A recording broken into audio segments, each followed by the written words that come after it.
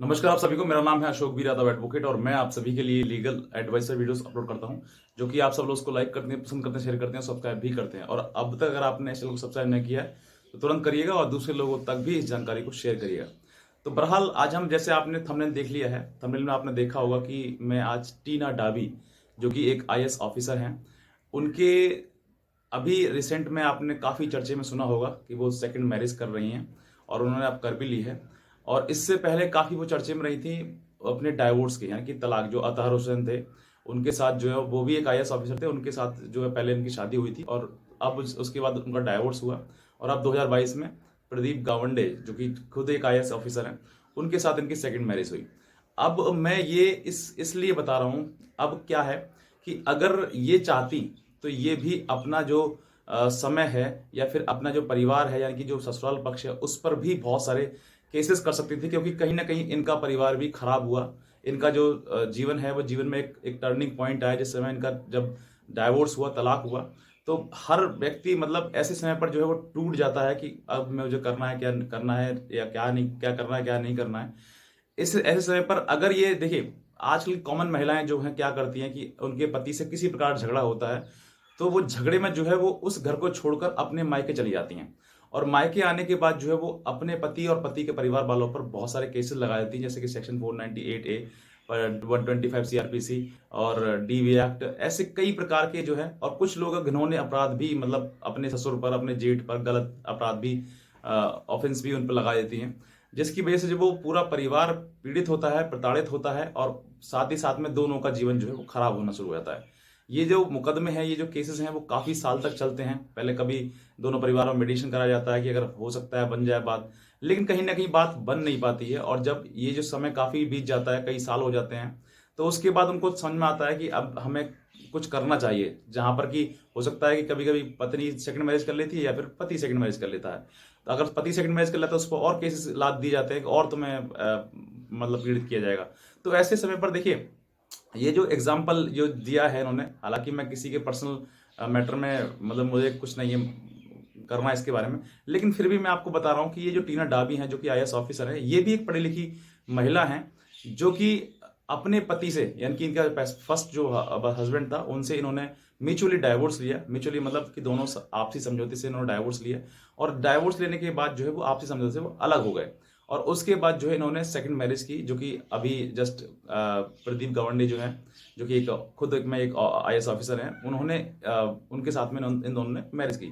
यानी कि अब जो है ये अपना जीवन जिस तरीके से जीना चाहती हैं, मतलब हंसी खुशी, क्योंकि परिवार में जरूरी है। ऐसा नहीं है कि देखिए, आपके दोनों के बीच में, पति पत्नी के बीच में अगर केस हो जाते हैं तो आपको जरूरत नहीं है पति की, या फिर पति को जरूरत नहीं है पत्नी की। तो ऐसा नहीं है, जरूरत दोनों की है।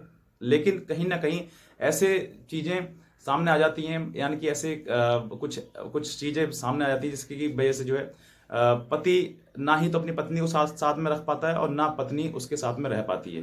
तो ऐसे समय पर अगर आपकी ऐसी कुछ असमंजस वाली सिचुएशन है और आपको लगता है कि अब हमारा जीवन जो है वो साथ में नहीं व्यतीत हो सकता, तो बेहतर है कि आप दोनों एक दूसरे से अलग हो जाएं। जबरदस्ती किसी के साथ रिश्ता नहीं बनाया जा सकता है। अगर शुरुआती तौर पर, अगर मान लीजिए अगर आप पत्नी हैं और अगर आपको पहले साथ में रहना था, तो शुरुआत में ही कुछ चीज़ों को झेलना, परिवार में कुछ समझना, कुछ, क्योंकि ऐसा कोई भी परिवार नहीं है जिसमें लड़ाई झगड़े ना होते हों। लेकिन उन लड़ाई झगड़ों को आप कोर्ट कचहरी थाने तक ले आते हैं ना, तो वो छोटी सी चीज़ है, जो छोटा सा एक झगड़ा था, अब वो दुश्मनी में तब्दील हो जाता है, यानी कि दुश्मनी में बदल जाता है। तो उसके बाद जो है फिर दोनों का साथ रहना संभव नहीं हो पाता है। और उसके बाद एक निर्णय निकलता है लास्ट में, डाइवोर्स, तलाक, जिसमें कि जिनके साथ में, जिनके कभी कभी बच्चे हो जाते हैं, तो बच्चों की तो बहुत ज़्यादा मतलब क्या बताऊं, उनका भविष्य बहुत ज़्यादा खराब हो जाता है। समझ नहीं पाता बच्चों को कि बच्चे मम्मी के साथ रहें या पापा के साथ में रहें। तो ऐसे समय पर बच्चों को ज़्यादा तकलीफें होती हैं। और जो पत्नी है वो ये बात समझ नहीं पाती है कि अगर मेरे पास बच्चे हैं तो मुझे अब किसी भी प्रकार से, जैसे ही मुझे रहना है, जैसे भी शादी हो गई, अब जिससे भी सुख दुख जो भी है वो मुझे पति के साथ में रहना चाहिए। लेकिन वो जो है अपने किसी प्रकार से ईगो, जो उसके साथ में गलत हो गया होगा या फिर लड़ाई झगड़ा आपस में हो गया होगा, तो उसको सेटिस्फाई करने के लिए वो उस पति और पति के तमाम, मतलब जितने भी रिश्तेदार होते हैं, उन सभी के ऊपर केस कर देती है। और फिर अपने घर जाकर बैठती है और वेट करती है कि अब वो जो है मुझसे माफ़ी मांगने आएगा, मेरे घर आएगा, मुझे बुला कर ले जाएगा। लेकिन ऐसा नहीं होता है, होता कुछ और ही है। यानी कि जो रिश्ते हैं वो और ज़्यादा टूटने लगते हैं। वो भी सोचता है कि जब इसने मेरे पे झूठा केस कर दिया तो अब ये मेरे साथ में कैसे रह पाएगी, क्योंकि वो जो चीज़ें लिखवाई हैं आपने वो मोस्टली झूठी ही होती हैं। क्योंकि परिवार में जो है जिस तरीके से आपसे बताया जाता है कि आप मान लीजिए, मैं कहता हूँ कि आपसे ये कहा गया कि मुझे दहेज मांगा गया, मुझे मुझे ताने मार देते कि तुम कुछ लेकर नहीं आए, कोई कोई दहेज नहीं लेकर आए, हमारे बच्चे की शादी तो और अच्छे से होती थी।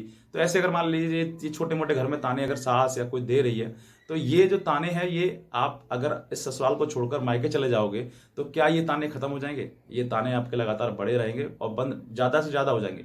अभी आप ससुराल में हैं तो कम से कम आपको ये तो मालूम है कि मेरा जीवन जो है यहीं पर है। जो कहते हैं ना कि एक एक एक बुजुर्ग की कहावत है कि बच्चे जो बेटी है उसकी डोली उठती है मायके से और अर्थी उठती है ससुराल से।